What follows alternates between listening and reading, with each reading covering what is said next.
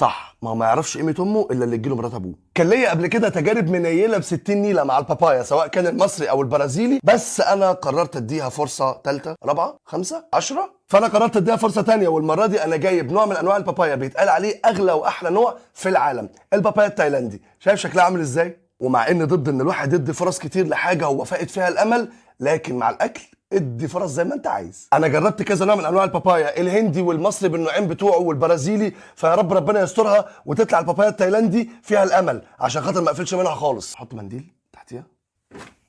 يلا بينا نفتح على البركه، بسم الله. لا ما تبصش.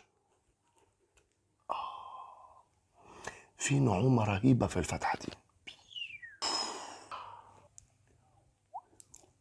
مش هوريك.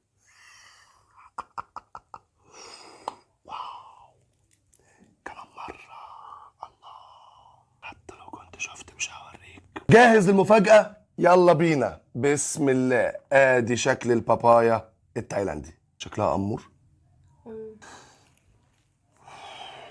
هي هي هي بنفس الريحة.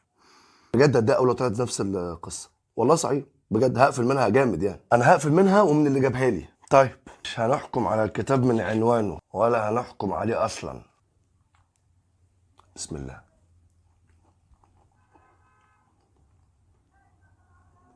لا بجد. والله صحيح. لا لا شديد. دوقي.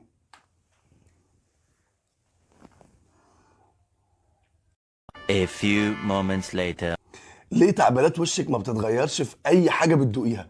يعني ليه دايما الانطباع اللي هو لا؟ طعمها عادي، مش مسكرة بس طعمها عادي. صح، ما هو ما يعرفش قيمه امه الا اللي تجيله مرات ابوه. دي واحده ما دقتش البابايا الهندي، فما تعرفش معنى انك تقطم حاجه تبقى عايز يعني تلف الناحيه التانيه وتدي على طول في الارض. خليني اكون صادق وامين معاك جدا، احنا لغايه دلوقتي ما خرجناش من الزون بتاعه البطاطا، لكن مسكره على الاقل فيها طعم حلو. مسكره يعني ما تبقاش بطاطا ومسخه.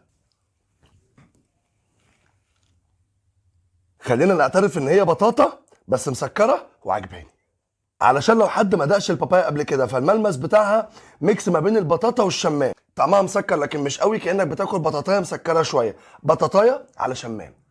البذر بتاعها عليه ماده شبه الجيلي، فيها فيتامين اي ودي وسي وكالسيوم وبوتاسيوم، وفيها فيتامين كي وغنيه جدا بالالياف، وده يخليها غذاء مثالي يدخل في وسط الدايت. فيها مضادات اكسده ومضاده للسرطان، وبتحسن من اداء الجهاز الهضمي، بتساعد على الوقايه من مرض الالزهايمر، وبتحافظ على صحه القلب، مفيده جدا للحفاظ على صحه العيون. البابايا كمان فيها مواد محفزه جدا لصحه الرجال، غير ان اكلها بانتظام بيساعد على تقويه بطانه الرحم بالنسبه للسيدات، مضاده للكوليسترول ومفيده لمرضى السكر. وخليني اقول لك ان سعر كيلو البابايا التايلاندي، وهي الاغلى على الاطلاق، في حدود ال 500 جنيه للكيلو، بس ما تستاهلش سعرها خالص. فلو لقيتها ما تجيبهاش عشان انا جبتها مكانك.